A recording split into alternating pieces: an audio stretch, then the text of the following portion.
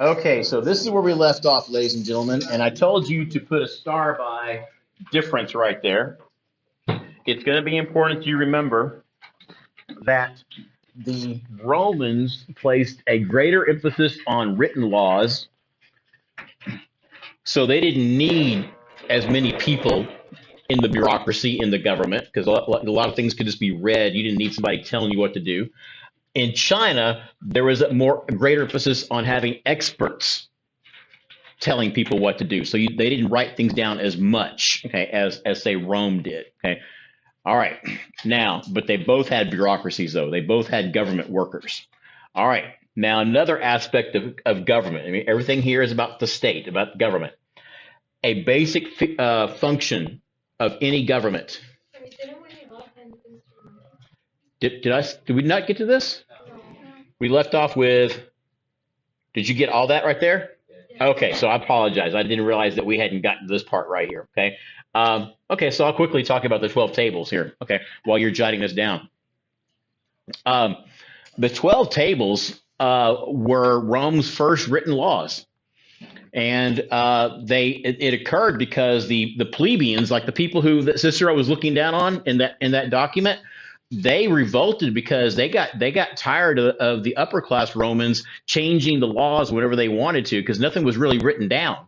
And so they forced the upper class Romans to write the laws down. That's what the 12 tables were. They were posted where everybody could see them. So everybody knew what the law was. Over in China, you've got the civil service exam. Remind me, what do you have to know to pass that exam? Confucianism. Very good. Okay. So the similarity between the two empires is they both have bureaucracies. The difference is that China's bureaucracy is going to be much larger because, as I was saying, they put an emphasis on having lots of experts to tell people what to do. Okay. Whereas in Rome, they didn't need as many experts or bureaucrats because they placed a greater emphasis on having laws written down so people knew what to do. All right. So we're picking up right here. A basic function of any government, whether in ancient times or right now today, is to protect its people and territory. And an example of that in China would be the Great Wall, which was begun by the Qin dynasty. And it was worked on by every dynasty after the Qin, except for one. There was one dynasty that did not work on it. And when we get to that dynasty, you'll understand perfectly why they did not work on the wall. But we'll get to them much later this school year. But the purpose of the Great Wall was to keep out those Central Asian nomads like the Hun or the Mongols. Now, the Romans, they built something similar to the Great Wall, but it was not nearly as large. It was called Hadrian's Wall, and it bisects England up there, kind of like where Scotland is. It was kind of roughly where the border is between England and Scotland, and it was to keep out those northern, what they were called at that time. They were called Picts, Picts. They're barbarians. Okay, they were barbarians.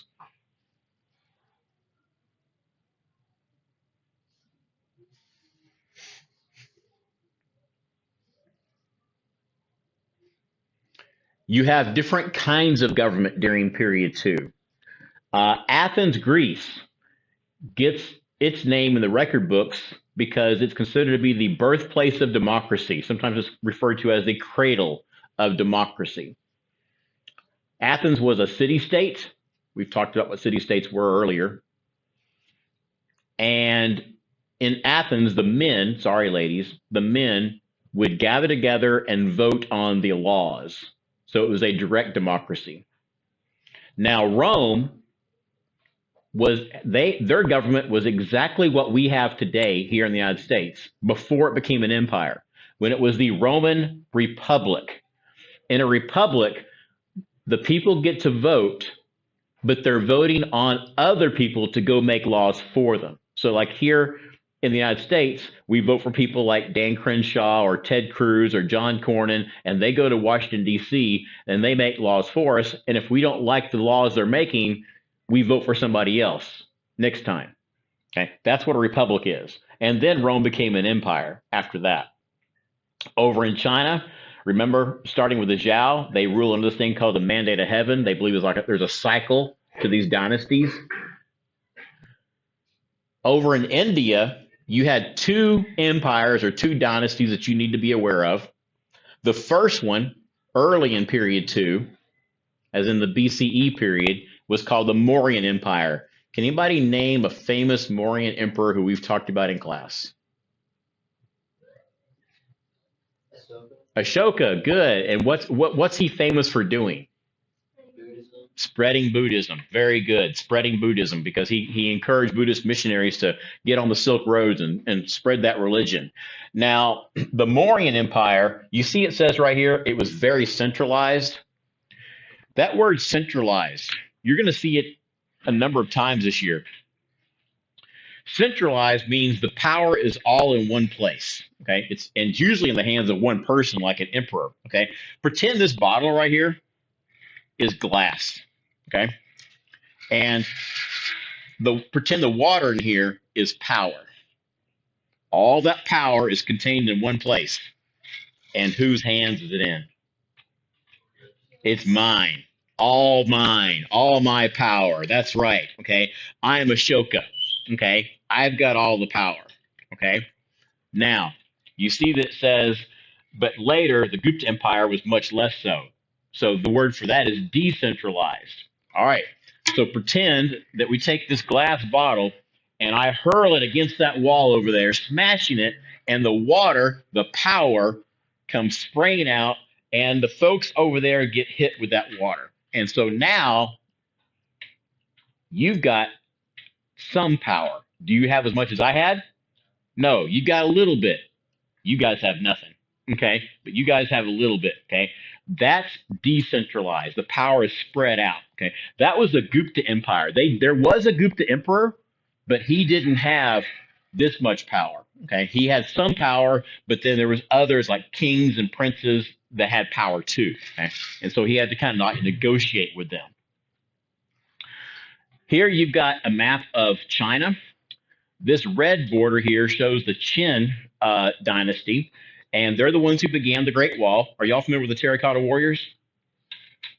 He also had the Terracotta Warriors built. Okay, and then you've got the Han Dynasty. Now I've got a question for you. You can see the Han Dynasty is much larger, but there's something odd, and you can see what it is. It kind of jumps out at you. This is kind of weird. Okay, especially when you see what this is. It says that's a desert right there.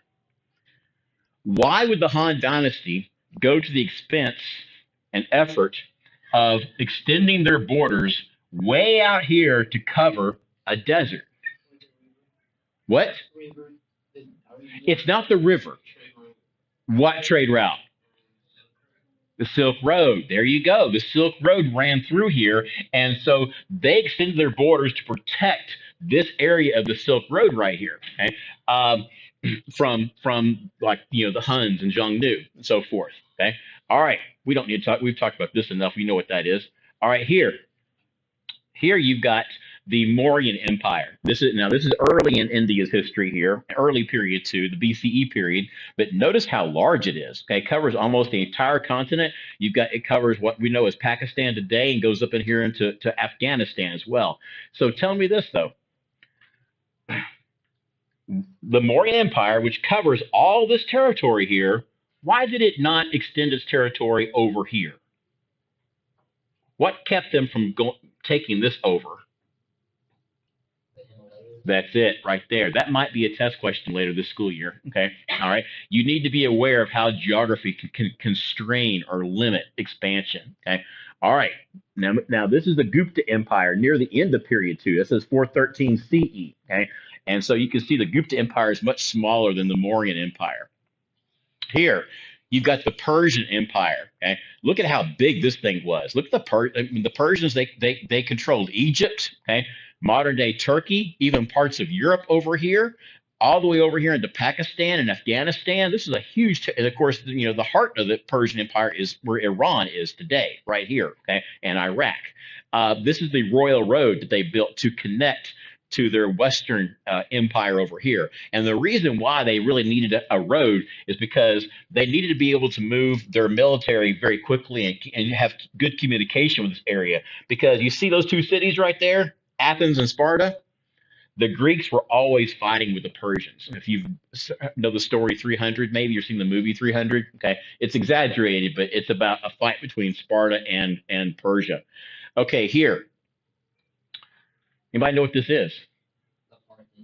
Good. It's the Parthenon. Okay, it's the Parthenon. Where is it? It's in Athens, Greece. Good. Okay. Now this is how we think it looked. Okay, and this is how it looks today. And can someone tell me what did this thing influence? Not politics. This was actually a temple to Athena, so it's not a political building. Well, mm, it's not okay. Yeah, but that's what did this thing influence? Anybody know? Not religion, huh? Architecture.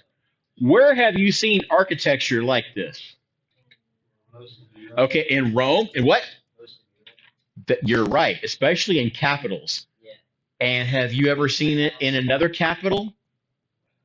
Oh, the White House, the Lincoln Memorial. Okay, yes.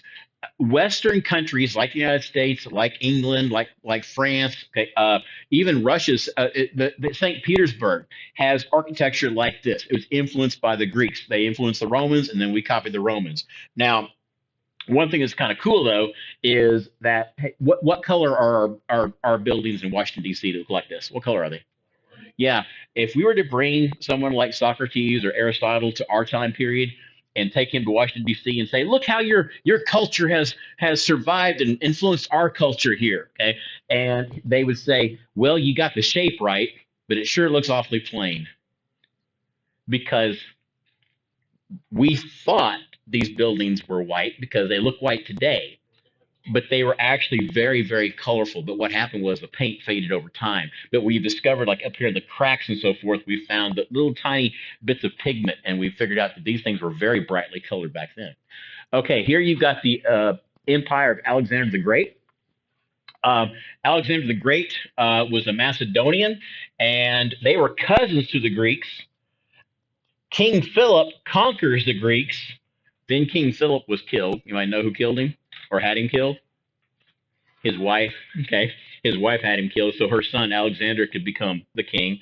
And then Alexander takes the Greeks, and then they begin to conquer this Persian territory because again, the Greeks and the Persians are always fighting. He comes down here. He takes Egypt. Before he leaves Egypt, he builds a city, and he calls it what? After what?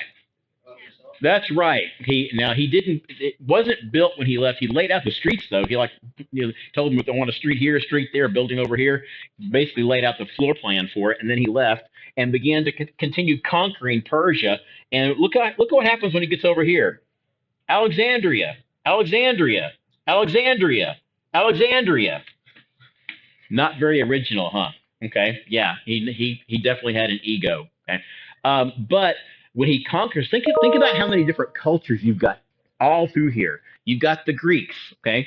You've got the Egyptians, okay? You've got the Persians, and you've even got a little bit of India over here as well, okay?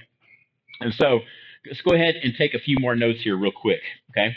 Alexander the Great and the Hellenistic Age. When Alexander conquered all these territories, he accomplished two things. He spread Greek culture, which, by the way, you can find Greek sculptures up in Afghanistan. Okay, when you see the sculpture, it looks like, oh, that must be in Greece. Nope, it's actually in Afghanistan.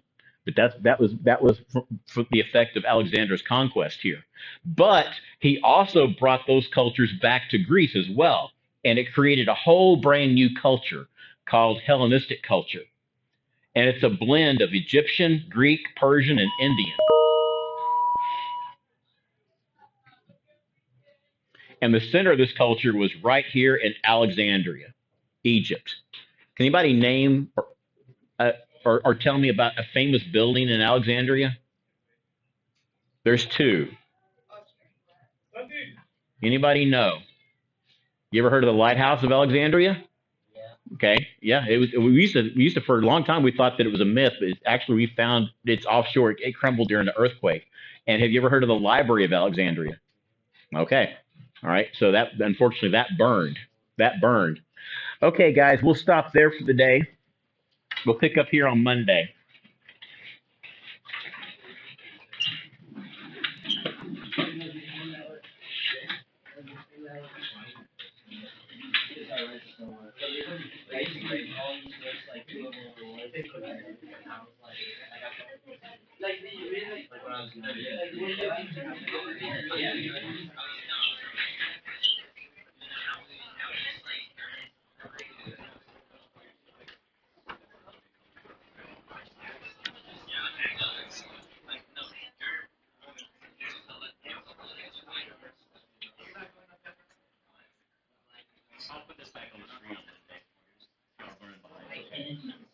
You pick days. You pick days. I pick days.